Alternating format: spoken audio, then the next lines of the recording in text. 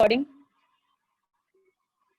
Let's talk about continue about the chemical properties of amines. कल हमने carbyl अमीन reaction last पढ़ी थी, ठीक है, और आज हम इससे आगे डिस्कस करेंगे. नेक्स्ट रिएक्शन जो है वो है रिएक्शन विद नाइट्रस नूरन भी आ रहा है अभी acid. Okay fine. Nitrous acid is HONO. Nitric acid HNO3 होता है ना, तो नाइट्रस एसिड को HONO या HNO2 ऐसे करके लिखा जा सकता है. इसके साथ जो अमीन्स है, डिफरेंट अमीन्स डिफरेंट प्रोडक्ट देते हैं. जैसे सबसे पहले है प्राइमरी अमीन यानी RNH2, और एलिफेटिक भी हो सकती है और एरोमेटिक भी.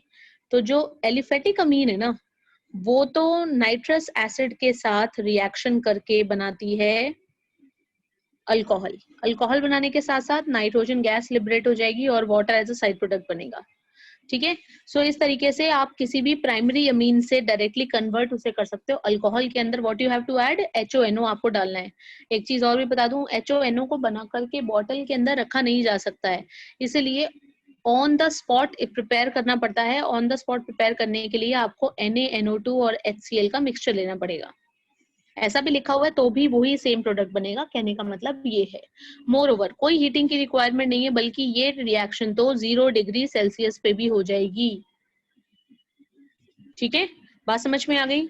देन अगर हम इसी में ही प्राइमरी अमीन की बजाय बेसिकली हम एनिलीन का यूज कर ले, एनिलीन ले लें यही रिएक्शन कराने के लिए. HONO भी लिख सकते हो, NaNO2 HCl भी लिख सकते हो. 0 डिग्री सेल्सियस पे ही रिएक्शन होगी और ये बनाएगा diazonium salt, N positive NCl negative, benzene, diazonium,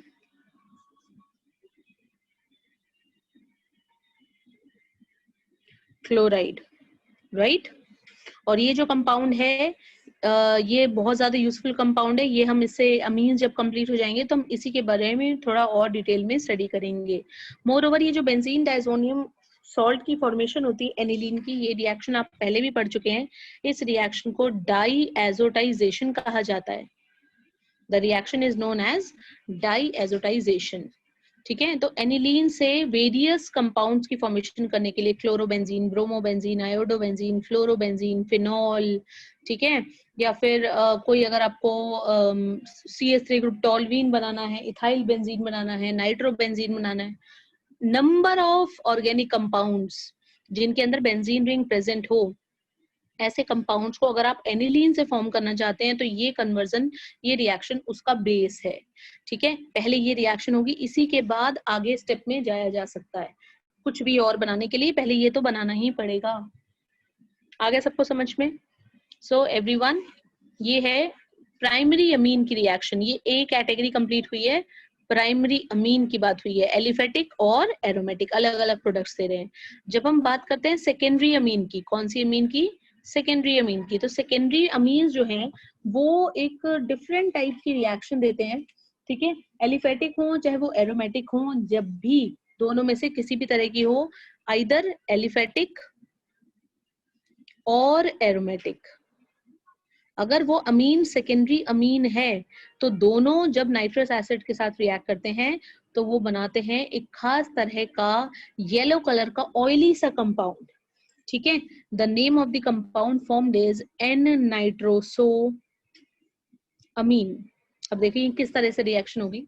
कोई भी सेकेंडरी अमीन लिख सकते हैं, जैसे मैंने लिखा CH3 CH2 whole twice NH, डाईइथाइलअमीन, ठीक है. तो जब इसकी रिएक्शन नाइट्रस एसिड के साथ करेंगे, HONO के साथ करेंगे, तो ये बनाएगा N-नाइट्रोसो, यानी नाइट्रोजन के ऊपर NO ग्रुप लगा हुआ है. नाइट्रोसो ग्रुप जो होता है वो NO ग्रुप होता है, ठीक है. क्लियर. तो N-नाइट्रोसो यानी नाइट्रोजन से NO ग्रुप जुड़ा हुआ है और इस नाइट्रोजन के ऊपर ये हाइड्रोजन यहाँ से बेसिकली रिप्लेस हुई है. ये OH और ये H2O की तरह निकल गया, N के ऊपर NO जुड़ गया और पीछे जो कार्बन चेन है वो एज इट इज रहेगी, CH3 CH2 होल ट्वाइस.